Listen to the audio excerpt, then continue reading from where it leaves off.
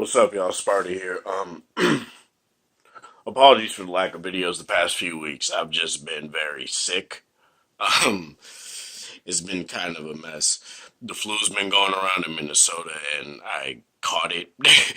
So I just had to spend the last week or two just recovering, and now I feel miles better, which is kind of funny because tomorrow is my friend's birthday, and we're obviously going to party, so that's actually quite convenient. But nonetheless, the video I want to make today is about my thoughts on OEM skins and why they're beneficial, um, and why they shouldn't be seen as heresy. And that's my problem with a lot of stock Android users, coming from someone that used to be a stock Android user, is that they evangelize Google as if they're the only thing. They they do everything right, which they don't, and it's something. No company does anything right. That's something I just want to say right now. But as far as the stock Android community, I pretty much left it because of the simple fact that it got very toxic and it just made me not want to use. Plus, I just got disinterested in stock Android phones after a while. Once the LG G2 came out, that pretty much solidified me as a non-stock Android user anymore. So, as me no longer being one, and I don't know what the fuck that was. I guess it was activating Samsung Pay, but OEM skins. It's a two-way street. I'll say that much. Um, there are clear benefits and there are clear drawbacks. The drawbacks being updates are horrendous. They come very sporadically. And I use the LG V30 and the Samsung Galaxy Note 8 as an example because these are the two prime examples of heavier OEM skins that don't get updates very frequently. And I want to talk about that here in this video. Drawbacks, updates are poor, especially on Samsung's side. It's kind of crazy. They wait basically until their next phone comes out to decide to update their older phone. And it's just like, and LG kind of sort of does the same thing, but the thing about LG is they tend to support their devices for much longer. And like the G2 got up to Marshmallow as far as updates go. That's like a 2 whole years of software updates. Samsung, I have never necessarily heard that people have gotten very good support as far as updates go. The Note 8 is pretty much, aside from the Note 5, the one Samsung phone that I've had a long lasting use with. So I can speak on the Note 8 side where I'm waiting for stuff like the Oreo update for both of these phones.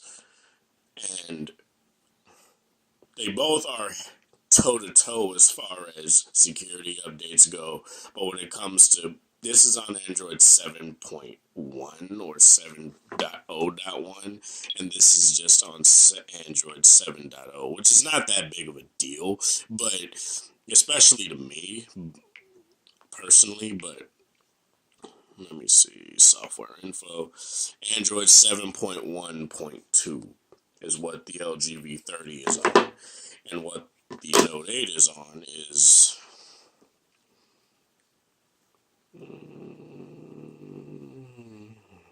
where is it at? I forget how to check it on here. Oh, it's right there. 7.1.1 is what the Note 8 is on. 7.1.1 versus 7.0.1.2 is not that big of a difference, but I'm just saying. As you guys can see, if you're Street Fighter fans, I got Cammy and Chun-Li live wallpapers on my phones. So, yeah, that's not a point I want to talk about right now. But So those are the drawbacks pretty much. The updates are pretty much the drawback. Smoothness, it's it's not that big of a disparity. Like I've used demo units of the Pixel 2 and the Pixel 2 XL in stores, and I've seen that it's not that big of a difference. When people be like, "Oh, it's so smooth," and it's like it's not that much smoother to the point where I'd be like, "Yeah, this is what I want." Like it's not that much better. The only real benefit to getting a stock Android phone is the updates. And obviously Google's camera, which is great. But aside from that, it's not really that huge of a difference as far as smoothness go. Unless you go with like a Samsung phone, they tend to bog down very badly as far as, performance goes over time. Which there are various ways to combat that. And I've discussed that over the time that I've had this phone and this phone. So I'm not going to talk about that anymore. What else? Benefits. The clear benefits to having an OEM skin on a phone is that not every single phone will look the same when you get it. My problem with every single reviewer be like, why doesn't it just have stock Android? Why doesn't, like, do you really, you may as well get an iPhone at that point. Like, it basically just becomes a stock Android phone with a fucking theme on it. Like, at that point, if that's what you want to do. And I get it, you want updates, I understand that. But the point of a stock Android, the point of Android, and it's one of Google's taglines, is be together, not the same, right? And it's a clear shot at Apple because, it's quite obvious what that's for. But I'm not going to get into that. My problem with HTC, ZTE, and all these companies just saying, fuck OEMs, fuck our skins, we're just going to slim them down and have, like, a pretty much a shell of what they once were. I get it, it's for the updates, and I appreciate and respect that, but HTC had by far the best customization on their launcher. I don't know if it's still like that because I haven't used an HTC phone since the M9. But and they did have like a beta, and I had it. Like I was testing their launcher back in the G5 days, where they had it where I joined their beta program, and I basically was able to download a beta for their launcher. And it was basically just what you get on an HTC phone, and it's very much identical, where you get to customize legitimately every single part of of the launcher, and it's very nice. I wish they wouldn't have axed that because that is very cool. Samsung and LG, all you really do is put on your themes, and this problem with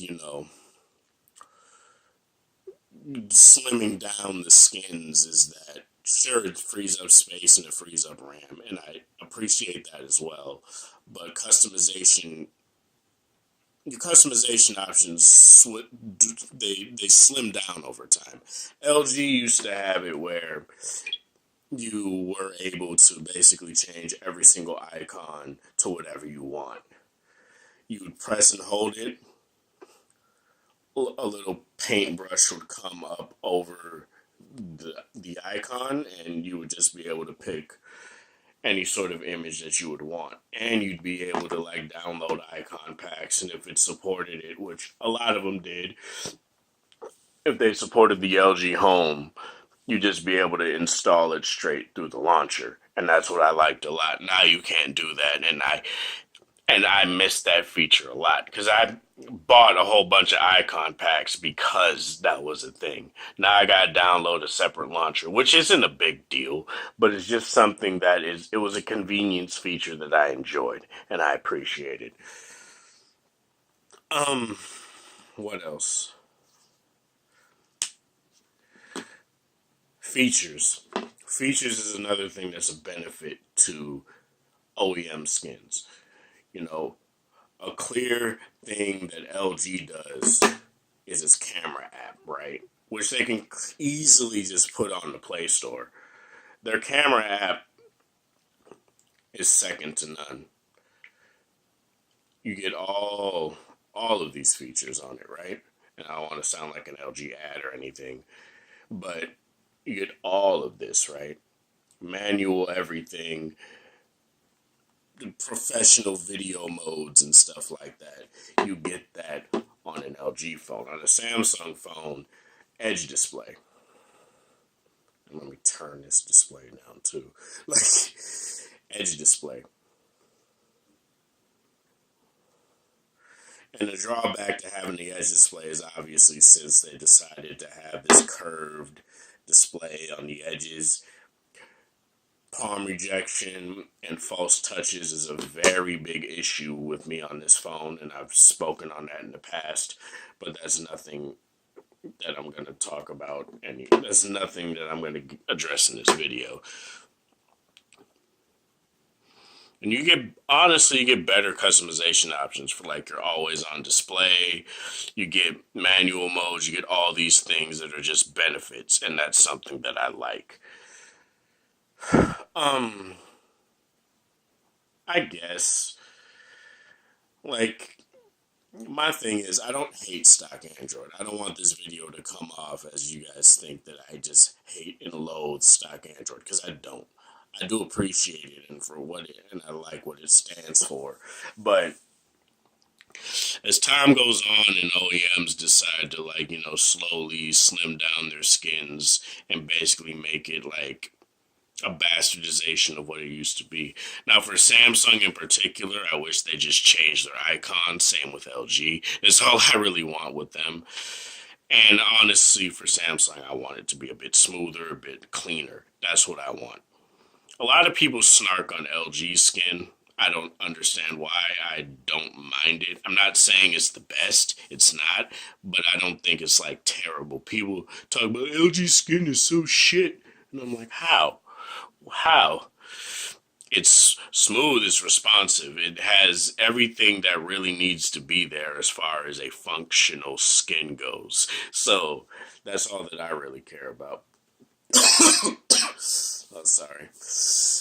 I'm still recovering, but I'm way better than I was. Like I said. But let me know what you guys think of this. Do you guys think stock Android is the way to go for every single phone? Do you want Android to just be this homogenization of one open source platform that everything looks the same, but you can put a custom launcher on it? Like, I don't know. That future sounds very dumb and very anti-Android to me. But let me know what you guys think of this. This is Sparta. Thank you guys for watching. Thanks for the support. Hope you guys have a wonderful Saturday or whatever time or day it is in your area. Have a good one. Be sure to like this video if you liked it, dislike it. If you dislike it, share it with people that are interested in this kind of topic. And have a good one.